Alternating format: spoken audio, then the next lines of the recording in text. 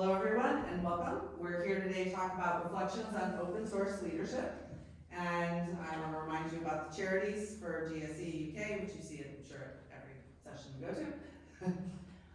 We are joined today by our esteemed panel. I'm Donna, Hudi. I'm with Phoenix Software International. I'm going to be the moderator today, which means after I shut up and ask the first question, you're not going to hear from me again because these guys are going to have a lot to talk about. It's a good challenge. And the gauntlet has been thrown. So with us today we have Louisa Seers. She's a product manager, an open source chairperson, an apprentice champion, and an IBM-Z advocate for IBM UK. We have Elliot, Jalley, who is a senior principal product manager and Zoe ambassador from Broadcom. We have JJ Lovett on the end down there, head of education and customer engagement for the mainframe software division at Broadcom. And last but not at all least, James McLeod, who is the open source program lead for NatWest group here in England. So I want to start this off really quick by taking a look at the traditional definition of the word leader. When someone says leader, this is typically the first thing that comes to mind for everyone. A person who leads or commands a group, an organization, or a country. So you think of your executives within your organization, or your president of your country, or whatever, something like that. So now let's expand that a little bit and let's look at the definition of leadership, right? And so the definition of leadership has to do with a set of mindsets and behaviors that aligns people in a collective direction, enables them to work together and accomplish shared goals, and helps them adjust to changing environments. Now, yes, I've strategically highlighted some stuff and you'll see why in a minute. Then we're going to look at the definition of an open source community. Now this is a little less wordy than the one we just looked at. However, there are some synergies there, hence the highlighting. The definition of an open source community is a group of individuals who, often voluntarily, work together to develop, test, or modify open source products. So I'm going to take those last two and I want to put them together, right? So the definition of leadership is enabling folks to work together, right? Similarly to individuals who often voluntarily work together. So you've got some synergies between leadership and open source communities. And then additionally, the parts highlighted in green, if you were to expand your open source community definition, you could see where those words could also fall into that definition. So one of the things I want to do today with our esteemed panel is to challenge our definition of a leader, right? So our traditional definition of a leader.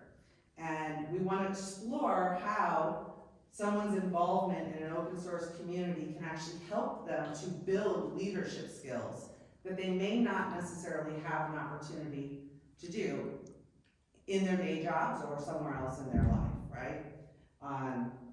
So Louisa or James or whomever would like to start us off, can you give us some examples where you've actually seen that happen, right? Someone has obtained leadership skills. Do you want me to answer that one first? Yeah, you can go first. I would actually say that the best part of my career right now was built upon starting an open source meetup. So I am the open source lead for NatWest Group. I wouldn't say that it's a traditional career path for an engineer. It might be a practice that an engineer includes in the way that they engineer their software. But becoming an open source lead for me meant that I needed to demonstrate the open source practice and being part of that community. So open source, just in the way that it operates, I was able to weave that into my aspirations as an individual and then bring that into my CV and then take that into becoming an open source lead for a bank. Without starting a meetup, I wouldn't be where I am now. And I often say that when I talk about, the JavaScript meetup that I run. That is the one thing that isn't probably recognized by people in what I do, but it is the one thing that I know that has led me to be where I am today. I think for me it's slightly different because my background is, my last couple of years has been making money for IBM. I'm a product manager, so my job is to grow revenue, grow customers, grow features in the product, and that my management really only care about how you make money, and which I think is interesting when you had the definition as a command role, because I think executives in those positions are giving top-down leadership on this is what the direction's going to be, this is what the strategy's going to be, is I'm going to make more money. Whereas open source is so much more like leadership without any authority at all. I run Galassa, have done for about a year and a half, and no one taught me how to lead a team, no one taught me how to motivate people when you have no objectives whatsoever, apart from just keeping the project sustainable and keeping it moving. And so being a leader from that perspective is very similar in terms of the, you kind of just have to do it and figure it out along the way. Because I wasn't being measured on how much money I was making, I was being measured on how much adoption it had, or how much users were committing code, and that's a very different measure of leadership in a traditional kind of product sense versus open source. I don't know whether on your project you've seen that. Yeah, that really resonates, actually, what both of you said there. I mean, from my perspective, I'm part of the Zoe community, and when I think about leadership, I tend to think that it's more, I don't visualize a president or a person leading something. I visualize, it's more, for me, it's a set of behaviors. It's how you behave within a collective, how you exemplify the values and the objectives of that collective, because if you're an example to others in what you do every day, you're a leader. And I think within Zoe, for me, and open source communities generally have, the fact that they are quite flat. So what you were saying, Louisa, earlier, there's much more opportunity for folks to actually, be heard and display those leadership credentials because of the flatness of the organisation that they're part of. So I think that for me is what leadership is about, and I think within open source communities there is that opportunity to show leadership, perhaps more than in a more sort of traditional hierarchical organisation, corporate organisation. Kind of in direct conflict of mainframe communities though, right? Because mainframe is very, very traditional in the we create products for our customers, whether that's a banking app, whether that's mortgage applications, like they're very hierarchical in the way that you have a manager and you have a second line manager and you have some peers. Like in open source you don't have that. You have peers obviously, like we're peers. But mainframe is very like, let's not talk to other people about what we do because it's a bit secret and we don't want to share secrets, whereas in open source it's completely different. I would say the leadership in our organization is a little bit different in the fact that, first of all, the leadership in our org is very flat. In your open source or in At work. Yeah. And we're not only allowed to go participate in open source, we're actively encouraged to go out and do that. And I think part of that is because there are leadership opportunities from the ground up, as you all mentioned. Like, it doesn't matter, you can be the leader of yourself, you can be the leader of a small sub-project, you can be the leader of the overall project. There's tons of opportunities because there's so much work to be done, right? And it's just one of the great things that our organization recognizes that and wants us to go out and do that as a way to keep us busy beyond and in tune with what's happening in the rest of the community. So that's the focus in terms of leadership, learning how to lead from others and seeing what else is out there, and then also taking a leadership role no matter what level you're at, because everyone can contribute to open source.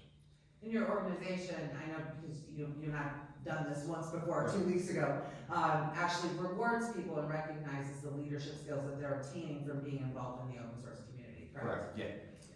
I think, so coming from the opposite side, kind of being able to build your leadership from within the open source community, I think if you are established within Zoe or another open source project, I think it's really important to invite other people in who might feel like they are excluded, just so that they have a foot in the door, so they can then start building their own leadership qualities.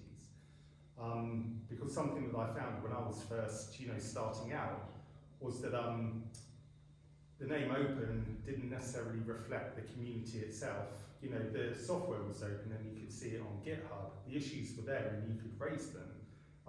But the people who were kind of in that community knew each other, they kind of knew the repo, they knew the project, they knew how to maintain it, they need the standards and the quality that needed to be, contributed with a pull request. I think in order for other people to build their leadership qualities, we need to also invite people in as leads. So it's not all Broadcom people or IBM people or banking people, but maybe the mainframe people need a hook in, or they need an invite in, to remove those barriers. I'm just putting it out there, Well, I interestingly, I was having this conversation with Bronwyn in the audience yesterday about the fact that Galasa came in from a purely IBM project, and so we have that exact problem where the team are still transitioning into the open. They have meetings online, they have their GitHub page online, all of that stuff, like all very open, but at the same time trying to invite others in and say you could just so for instance, being we had a mentor from the OMP come in over the summer, and they've written and changed the GitHub Actions portal over 3 months. It's been really good. We've now got a proper pipeline that works in GitHub Actions, and they took the leadership role of creating docs, creating blogs, talking about their experience in a webinar, and they've gained leadership skills through just coming in for a couple of months and doing like a small project. And it's opened the team up to remind them that other people can contribute, and I think that's, so it doesn't have to be like, oh, I've engineered a whole thing, that then I have to create a massive pull request and write it in. It could be a doc change, it could be something really small that you then grow over time. Yeah, that diversity question is so important. Sometimes it's overlooked when you look at kind of what makes a healthy open source community. People look at some of the technical aspects like pull requests or how many releases you're having, but actually some of the more important indicators that I look for would certainly be diversity would be one. Are all the members from one particular area or company, or then that for me that's an indication that it's either very young, maybe like Galasa, right, or that perhaps it's not as healthy as it should be. Are there open communication channels as well? Like, is there a lot of communication happening between the members of that group, and is it open and accessible to all? So those things for me are really important. I mean, diversity is important throughout all aspects of life. I mean, I think there are studies out there that show that the more diverse an entity is, then the more the more healthy, the more productive it can be, both professionally and in our personal lives. So I think open source is just another reflection of that, actually. The focus for diversity for us was actually more on years in the mainframe. I work with the Open Education Project, and part of the challenge was a lot of the early participants were people that were very well seasoned. They would have been invited to dinner early last night. And it's just, they are prone to teach the mainframe the way they learn the mainframe. And so it was a large effort for us to bring in people that were shorter in tenure in the mainframe and have them realize they can contribute through guiding us how they want to learn, what's important to them in terms of getting started with everything, and finding that balance in communications between the less tenured people and the more tenured people. That was a significant challenge in terms of having the more tenured people relinquish the leadership and the direction based on their experience to the people that didn't have the experience but knew what they wanted to know. And that right there is leadership, right? If those folks are able to do that and be welcoming, and you have, maybe also you might have certain mechanisms within your community to make onboarding of new members easier. You often look at sort of good first issues, for example, so if you have a list of those that you maintain, and just generally just sort of welcoming, and the leaders are welcoming and showing that to the rest of the community that they're willing to be open and welcome these other new members in, and that's such an important thing.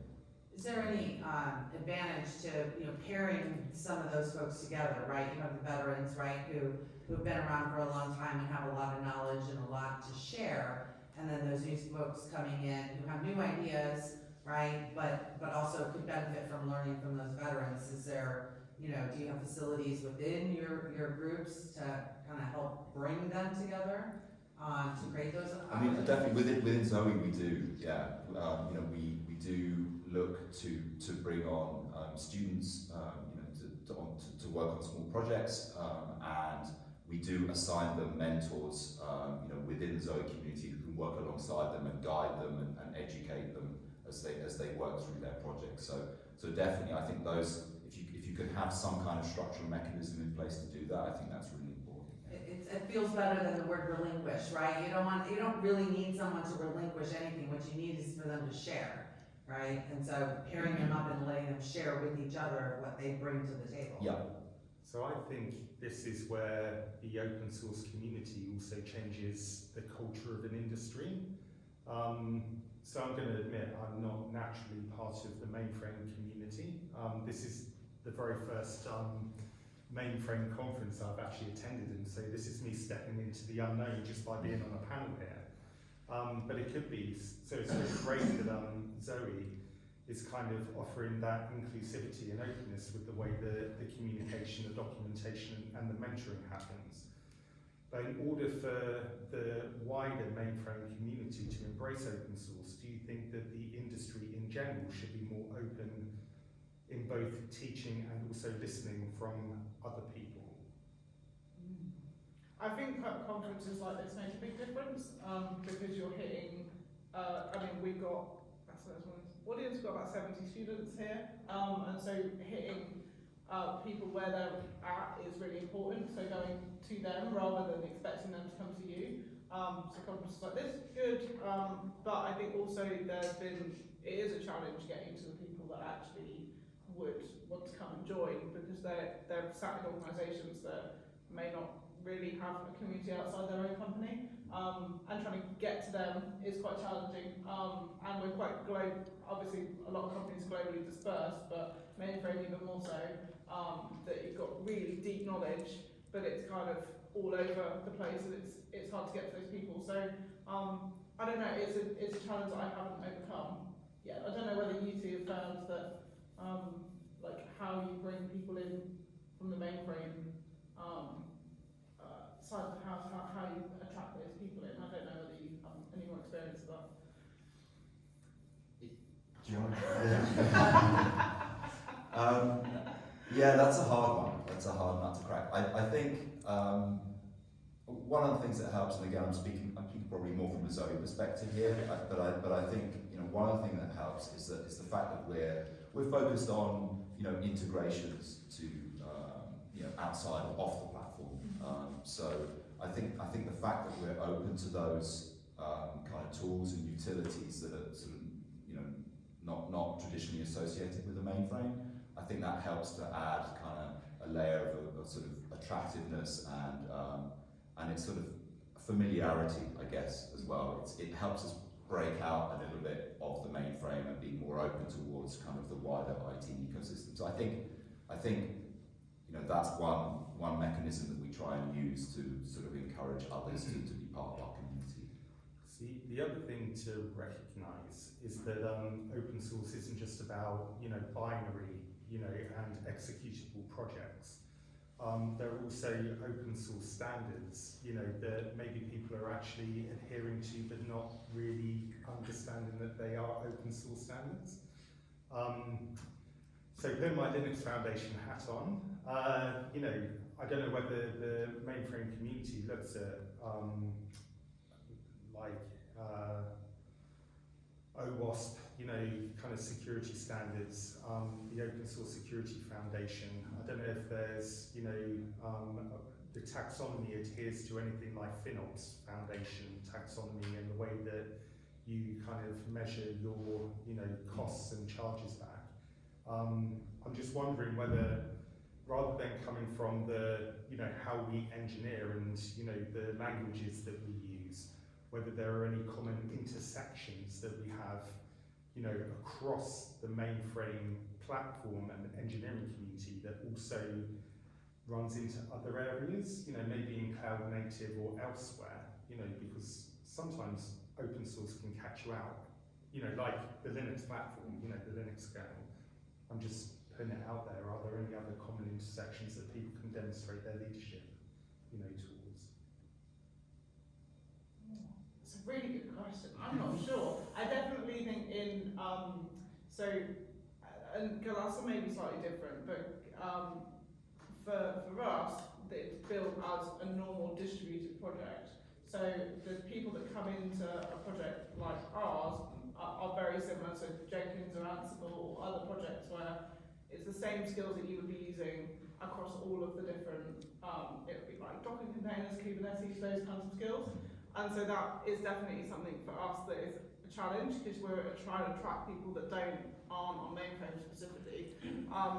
And that is because the skills are very different. And so I don't know about the standards necessarily, but we do use a lot of things around OWASP we use because we look at because the security is really important. Mainframe security is super important. But trying to attract the people that aren't necessarily on the platform, I think is sort of where you're coming from, and we're trying to get there. But that is hard when you're connecting into a box that no one understands. I just From the think, outside. I mean, the open source community, I mean, we talk about communities, and like what I was talking about in my last presentation that I gave before here, it's a very difficult thing to measure, and sometimes it doesn't have an association with engineering, because community kind of represents people coming together and, you know, hanging out and learning things and doing things together. But actually, open source covers, you know, all of our various different industry verticals and lots of different engineering disciplines as well. And so one aspect of open source leadership that people could take away is figuring out where these intersections are. And it could be that somebody else within the mainframe community could say, this open source stuff, that actually really does sound interesting. I'm going to go and explore to see where those intersections are, and just go out on a bit of a, you know, recce and bring your information back. I mean, I see that as one of the attractions of being part of an open source community, because it broadens your horizons outside of, you know, the domain in which you are probably an expert, right? So, you know, the opportunity, I don't think that's anything to be fearful of. You know, that's something that you should embrace coming into that community and being able to discover these kind of, you know, these intersections that you talk about. That you know, it's a learning opportunity at the end of the day. Actually, I think. But I think the traditional view of that was that it's perhaps a bit threatening. You know, the most secure box in the corner of the data center that one person, you know, or two people were managing and controlling, and sort of opening up that knowledge, sharing that knowledge, looking at adjacent folks. You know, there's people in the traditional mainframe world that are giving up their power and authority. They predicated their entire careers, right? It was job security at a time when the mainframe was seen as a declining market. Now that it's shifting back to growing in terms of capacity and utilization and everything else, and people are realizing it's no longer cloud or mainframe's cloud and mainframe, and it's taking its place back in enterprise computing, the open standards, open source, are forcing people to look at things differently. And, you know, it's great, it's a great leadership opportunity to be on the forefront of that, but I think there are still a lot of people that would be considered seasoned traditional mainframers that are skeptical. But how long is that runway? I mean, you know, people are. I'll let you know when we reach the end. But there are other things, kind of like within the engineering industry, that we need to be mindful of, right? So there is kind of like traditional ownership, you know, and everybody, you know, has been in that space when you are the expert in the room on something specific. But when you look at kind of industry risk around cloud, you know, and you see where, you know, cloud native is pushing in terms of AWS, Azure, GCP, IBM Cloud, and others, and then you look at, you know, various different regulations around concentration risk. You know, surely there is a place for mainframe in the, you know, mitigation and remediation of that risk, where containerization and, you know, common taxonomies could overlap. And I might be, you know, kind of looking blue sky and, you know, talking, you know, if only. But being part of that conversation about how all of these, you know, different banking institutions, you know, medical institutions, the automotive industry, which is also regulated, isn't keeping their compute and data in one place. This could be quite a big opening for the mainframe, because, you know, it's got a reputation for being solid and secure, and, you know, we now have the Linux. I was looking at, you know, various different mainframes that run Linux. looking at Kubernetes, looking at open telemetry, by CNCF and various other platforms that have an intersection. I find it really exciting, kind of like coming here and talking like that. So how do you overcome the skepticism though, right? So it's gotta be incumbent upon the open source community to help overcome that skepticism. You can't just sit around and wait for it to just pass.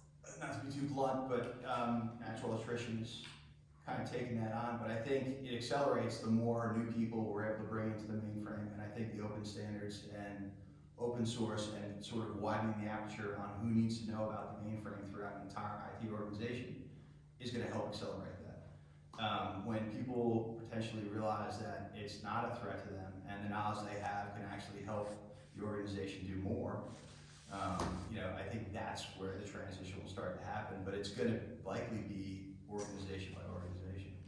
I think it's happening already. Like you look at so Jenkins, Tecton, Open Telemetry, Ansible. We're talking about containers. There's a lot of technology like Python, Go.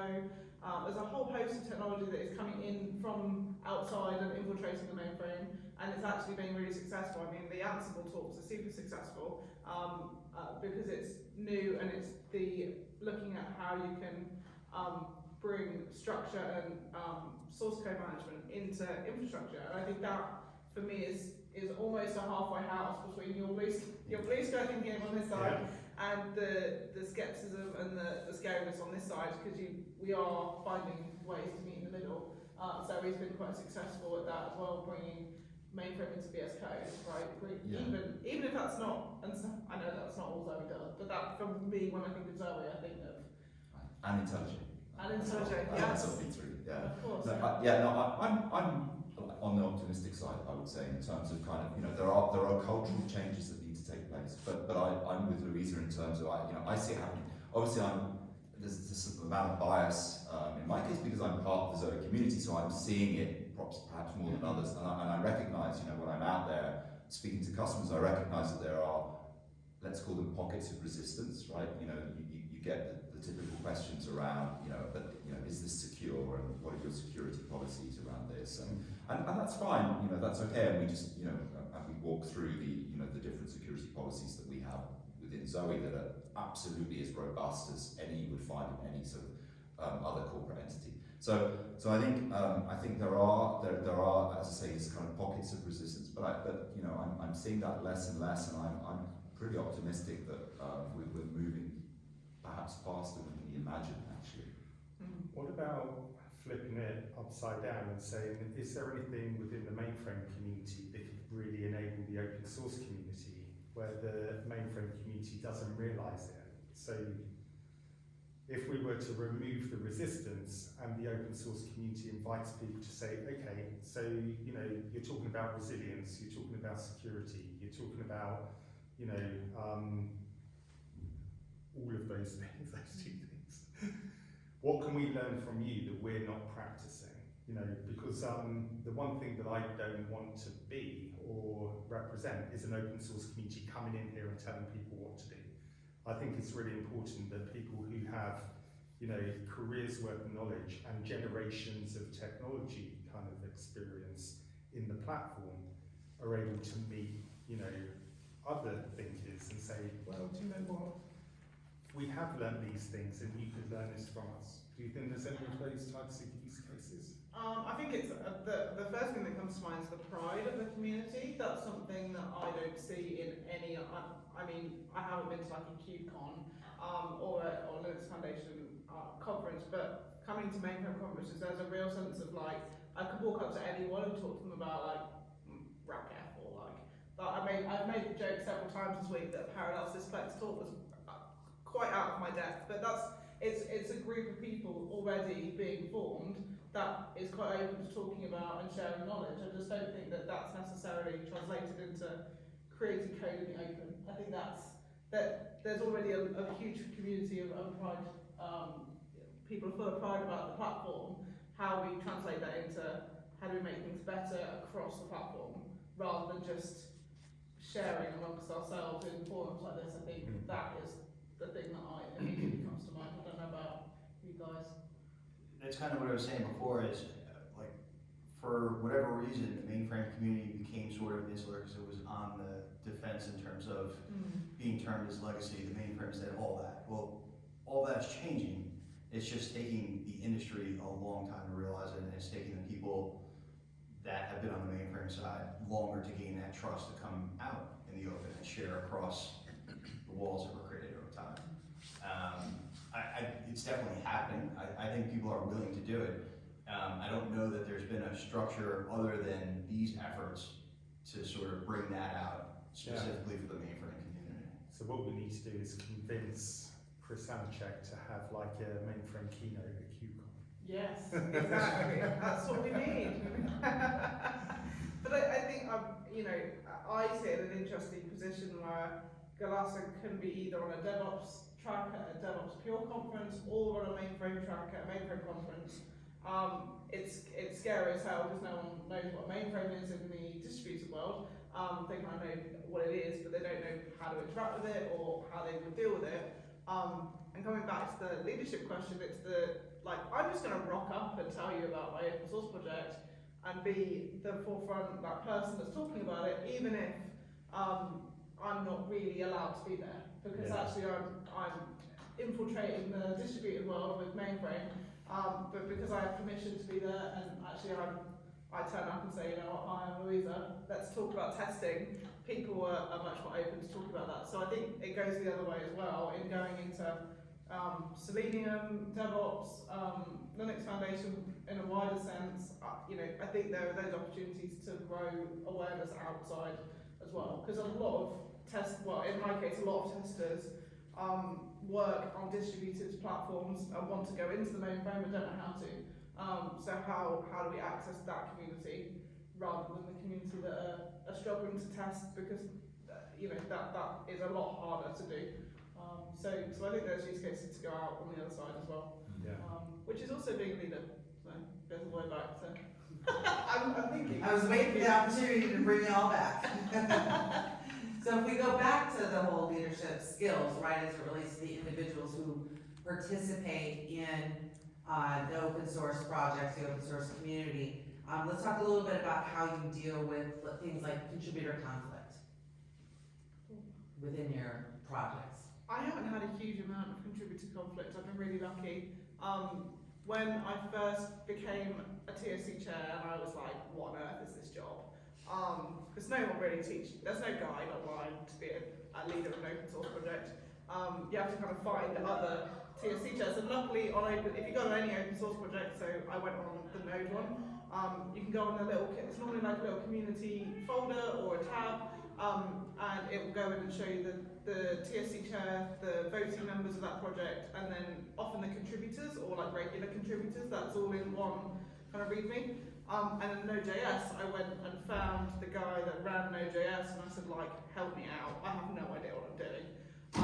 And this was quite early on, and he said that what really interested me was that my job was like running a startup with no money. His job was managing contributor conflict, because Node.js was basically people in the community building stuff, and they were fighting all the time. And he said most of his calls monthly were, how do I figure out how to get to people talking?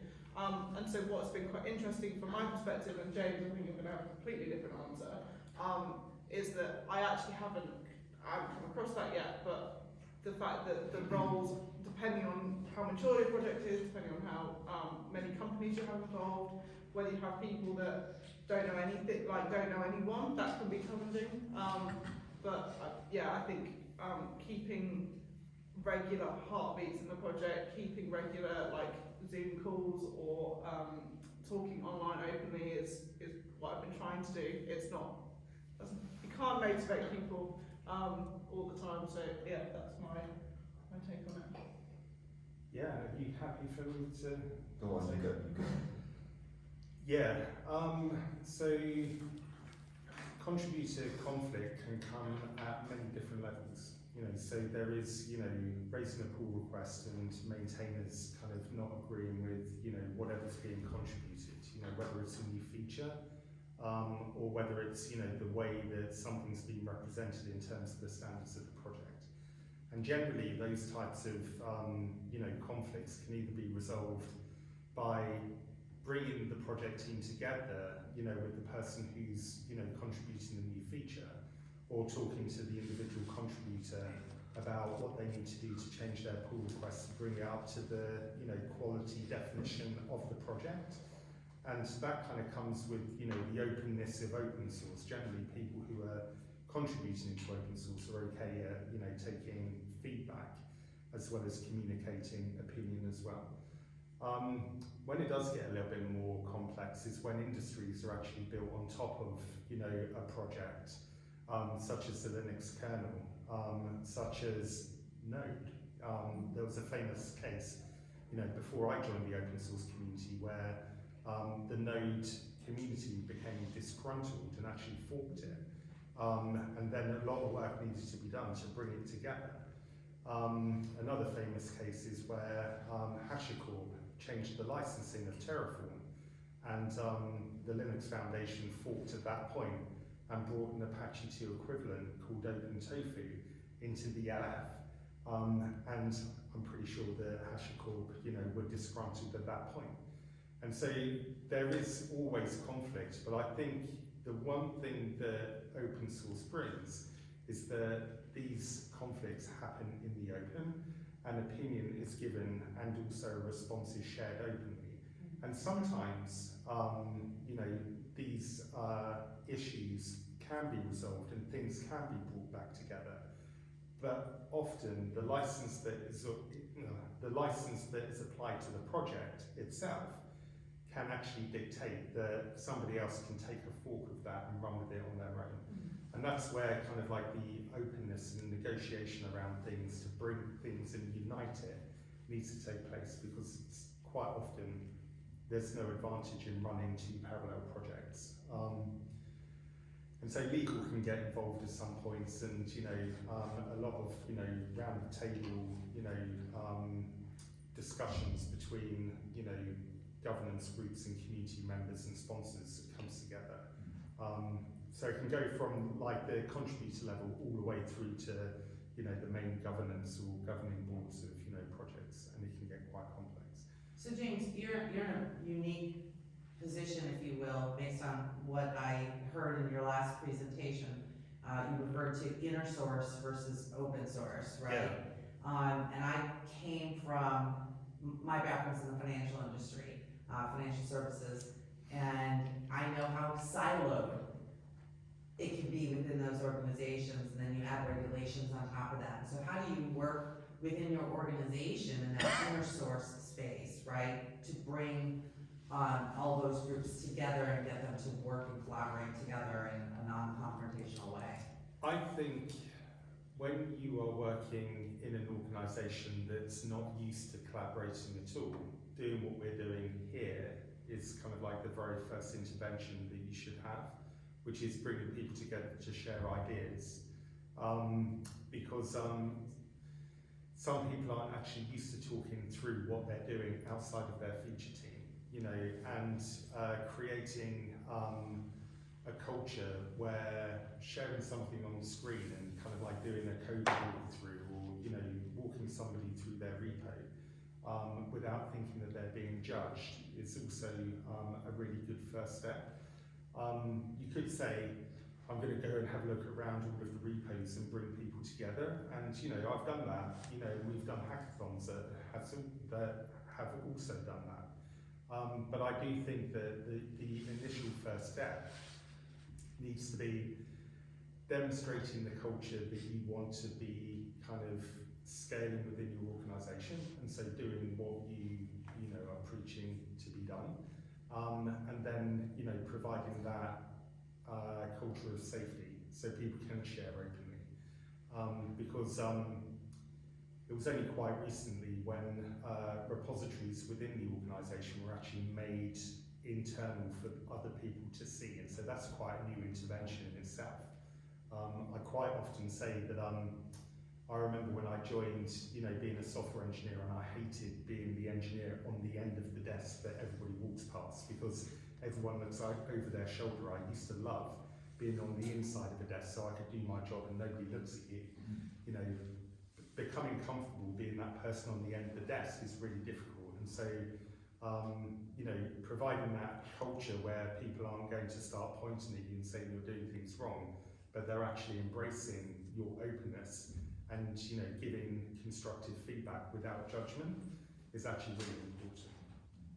I wonder if the size of the community also plays a part here in terms of the amount of conflicts that you see. I mean, it would seem logical that if you have a larger open source community, you're perhaps going to see, maybe a higher amount of conflicts than you would if. I mean, I listened to what Louisa said about Galassa and Zoe. We don't see a huge amount of conflicts, and if we do, we tend to surface those up and have a discussion in our technical steering committee around the standards, and oftentimes we'll come to a kind of an amicable agreement on how to move forward. But I wonder if you are a larger community, some of the ones that you referenced earlier, James, I think it becomes much more complex to actually manage those conflicts. Yeah, I mean, you hit a lot of conflicts when you start telling people what to do. So outside of an open source team, the JavaScript community actually likes to be unopinionated about the way that things operate. And there are examples, where I've worked in organisations where you'll have, an engineering guild or a lead, kind of saying we should follow this framework and we should do things in this order. And you start kind of tightening the way that people operate. People start feeling like you start trying to put round pegs into square holes, and so maybe open source projects start getting more conflict when they start becoming really opinionated and they don't listen to the community that they're serving. Yeah. But I do think that is quite anti-open source, and I've not really seen that happen. So we only have a couple minutes left. Does anybody in the audience have any questions you'd like to ask our panelists? Why is there a Barbie on the table? Donna, I think you're going to answer that question. What was the question? Why is the Barbie on the table? May, why is the Barbie on this table? Mainframe Barbie, Mainframe she Barbie. loves open source. So She's wearing her Open Mainframe Project t-shirt, so. It started last year at this year at Tech Exchange Barcelona, I think. Friday. Yes, is my understanding. Yeah, so there's a whole social media thing about the Barbie and Yes. the mainframe. Yeah, if you go on LinkedIn and you just search for a Mainframe Barbie, you'll find lots You'll of find it. entertaining content. Yes. So my background is Linux on Z, which was sort of one of the original open source projects on the mainframe, and we have been doing that for like 25 years now. But we still, struggle with something that sort of came up in your discussion as well, which is, we are working for Linux on the mainframe, and we have like our own open source. We contribute to some of the large existing projects like the Linux kernel and the compilers. Tools. But there's also some other stuff where we have tools that are not needed in any other platform, so we have our own little open source project for those. And what we see is, even though we try to keep everything as open source and it's open to other contributors, in practice we hardly ever see any contributions from outside IBM, or maybe once in a while from Red Hat or SUSE or someone else who is directly involved with this anyway. Now, in your projects, which are more sort of on the other side of the mainframe, the ZOS and the more traditional operating systems, I would expect that it's a similar issue, that it's not easy to get people to contribute to, for various reasons, because they may not even know it exists, or even if they know, they don't know how they can contribute, they may not have a mainframe of their own to even test things on. So we have struggled with, and we have done a lot of things, and with some more or less success. But do you have anything on your side? That definitely resonates with me. Yes. Within the Zoe community. I mean, we'd love to have more people contributing, and we've kind of brainstormed within the community on how to achieve that. We have an onboarding squad that thinks about tackling those kind of problems. Limited success so far, I would say. But we would love to have more contributors if we could. Yeah. think you hit on one of the key things, right? To be able to have a community outside of people who do it for work, so they're kind of paid to be part of the community, you need to have an open platform that they can go and work on in their house. Yeah. And mainframe's not that, so that adds that extra layer. And I think you have Open Mainframe now has a Z15, right? Is there a plan to, Should be available Make- after the first of the year. will you make it, like, will it be something, let's say, if I was a hobbyist developer and I wanted to work on Linux on Z, would I be able to get some time on that mainframe? And work No, with I it, don't or- think that's the intention. The intention is for the projects and those folks who are working on and contributing to the projects to be able to leverage that main. Yeah, that's what I mean. If I wanted to be part of a project, Yeah, oh, yes. then you would provide Yeah, the hardware that would help me that's correct. to work on that project. So, But they're I think bringing up that's a key thing. ZOS. Maybe that will help your.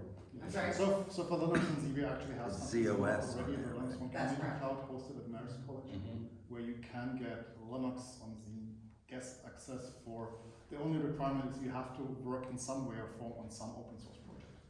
So, So what I was going to say is, I'll try and get every single mainframe open source project into Open Mainframe Project. Especially if you're trying to build a community around your work, I think it's really important to bring the community of the mainframe together in a single space. That might be kind of like a bit of a naive thing for me to say, but I think proximity to each other is actually really important. And if there is, hardware being made available and, the projects that you contribute, can fall into that ecosystem and kind of become part of the collective build, because I'm sure that there will be kind of like an automated, process to run all of those projects through that, mainframe platform will kind of like become part of Open Mainframe Project's, testing strategy, I'm sure. If you're able to join that ecosystem, maybe that will open things up. Certainly from a community point of view, when I was working for Finos, having all of the banks in one place was the way to get all of the banks together. And I can only think that having all of the mainframe, open source thinkers together in one space would be advantageous. I don't know what the contribution guidelines are for getting projects in. When I was working in the LF, you had to be part of a member firm, or you could be sponsored by a member firm. The proximity to the community, and having everybody together is, I would say, is advantageous. Definitely. Does anybody else have any other questions? I think you're over. Yeah, we're over time. We're between you and lunch. So thank you, everyone, and thank you to our panelists.